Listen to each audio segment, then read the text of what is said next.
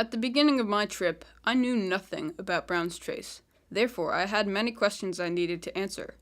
In hopes of answering some of these, I decided to take a trip down to the center of town to learn a little something about a complex that has been running for 200 years, with the business still going strong, the Jericho Country Store. It is said that the store still is and has been the longest running country store in Vermont for over 200 years.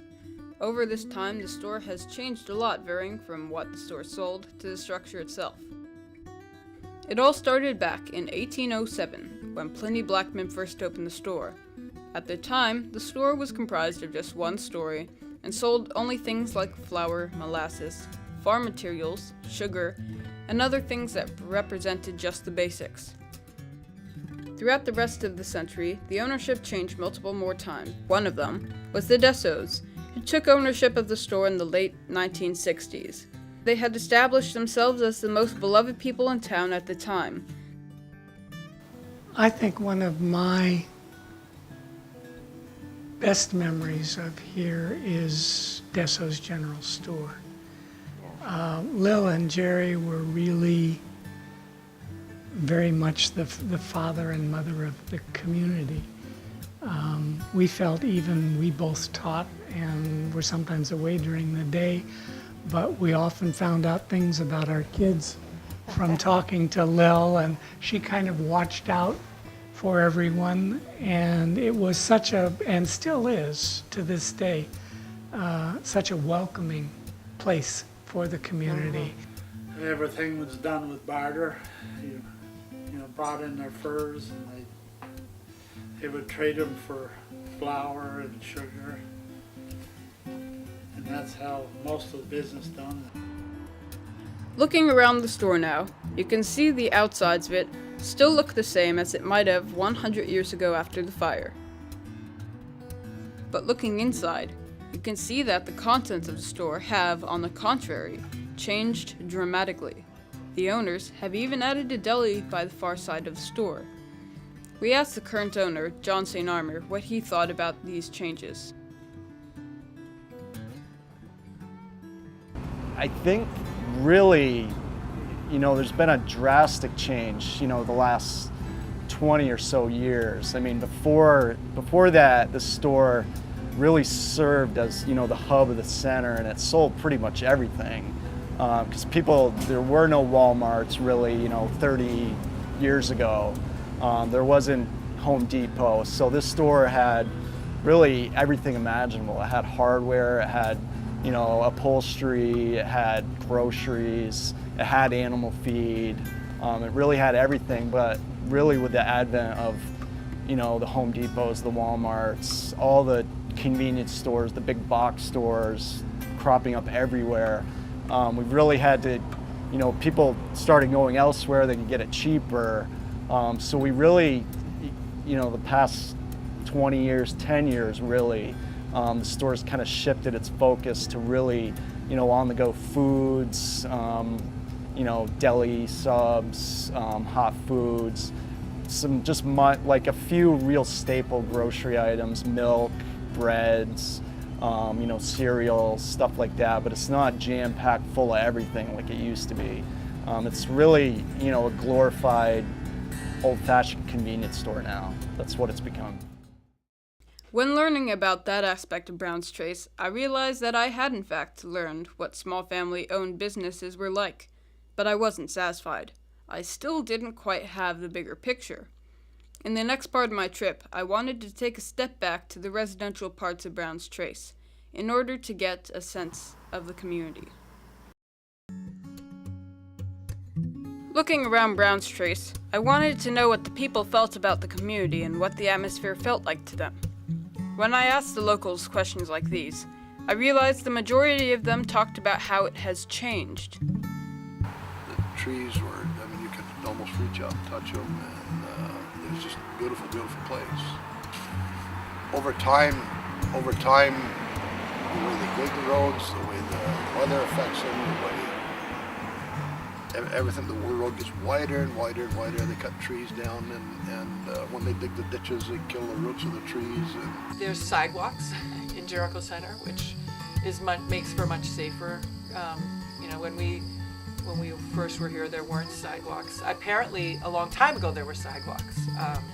So that's a bit of a, you know, reverting to a pattern that was there before.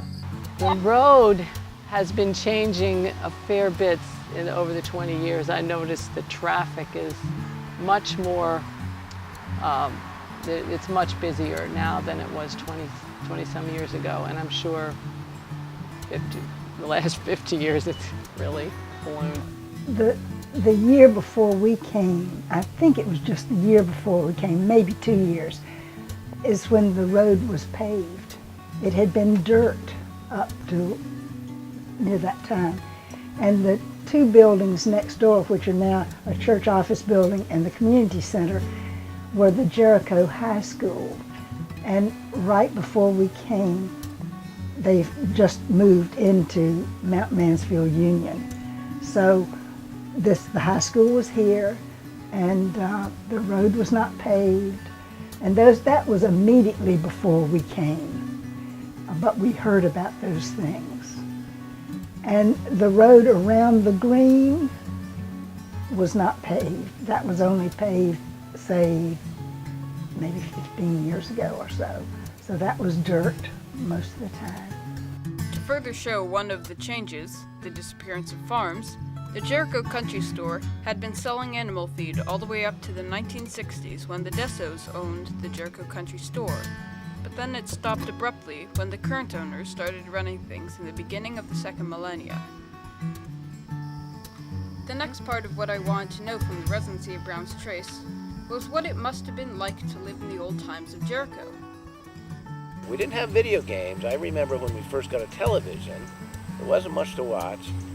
So for entertainment, since we owned all the land on both sides, on Sunday sometimes my brother and sister and I, we would take the car and drive up and down Governor Peck Road. Sometimes if we were bored, we would hook ourselves up like a horse. Somebody would be the horse and the other one would hold the lawnmower, and we'd mow that strip of grass in the middle of Governor Peck Road, which is a speedway now. There were more natives that lived here, people that had grown up in the area, whereas now, Corrine, who else is? I think Corrine may be the only person. You know, there are not a lot of people who actually went to the high school when it was here, or that had any memories of the academy, for instance, being moved from the corner to its present location where it's the library. This area, actually, Jericho Center, was pretty much what it is now, except the paved road was dirt then. There's not many different buildings, but a lot more traffic than when I was growing up. The population in Jericho was more elderly, should I say, from my point of view. For instance, the Green, which is a historic district up in the center of Jericho, is surrounded by all these old historic buildings, and the folks who lived in them were all octogenarians. There was little traffic, little commuter traffic, and if somebody drove by on a Sunday, you looked to see who it might be. Now, of course, it's steady all day. So far, we have taken a look at a local business on Brown's Trace and the changing residency of the road. Yet still, we have one more trip to make, and this may have been what I was waiting for this whole time. That's right, the history of Brown's Trace. I decided to start looking into the very name of the road, because where have you ever seen a road with trace in the place of road or lane? It's just not something you see every day. Another question that I wanted answers to was what the road might have been called before Brown's Trace. I'll give my editorial comment on the name of the road. It's Brown's Trace with an apostrophe, and there's no road on it. You know, 911 says it's Brown's Trace Road with no apostrophe. I don't know, these people are idiots. I mean, it's the simplest form of English. Trace is a road. It's not like Brown's Trace Road Lane. If you look at Brown's Trace on maps of Jericho, it calls it the Richmond Road, and if you're in Richmond, it's called the Jericho Road. The Jericho Center Road, I think. I think that's all we called it. Jericho Center Road. Of course, we didn't have Route 15 then. I don't know what they called that. I think trace is kind of like a trail or something. It's not necessarily a road. And that's how they came up with it, because it used to be the Browns' little trail where they went from here to there. And then over time it got traveled more as cars came about and so forth. In order to get some clarification, I decided to go to a local legend in the history of Jericho to get some good solid facts on the Browns. That is certainly one of the older roads in the town of Jericho. I don't know exactly, but I'm sure it dates from somewhere in the late 1700s. The early settlers in Jericho, the first family, of course, were the Brown family, who lived on Route 15 near the intersection of what's now Brown's Trace. But the other early settlers were over in the vicinity of Jericho Center. And so this would have been a route for the people to pass back and forth between their respective farms, even in that era. The Browns had been living quite a decent life in Jericho, up until about the height of the Revolution, where they were then abducted by Indians. There the Indians took them to Montreal, where they were then sold to the British as prisoners. At that time, they stayed in prison all the way up to 1791, when America signed the peace treaty with Britain. At that time, though, Mr. and Mrs. Brown did not have the strength to walk all the way back to Jericho, so their two sons had to work until they did. Now that I knew a lot of the history of Brown's Trace, I felt it necessary to take a drive down to the town hall to look at the records of the road to finish off my trip. I don't know exactly when it was first paved, but I did find in the history of Jericho, under the Jericho Town Library, that building that the Jericho Town Library is now housed in, that was actually moved from the corner where it used to sit because Brown's Trace was being widened.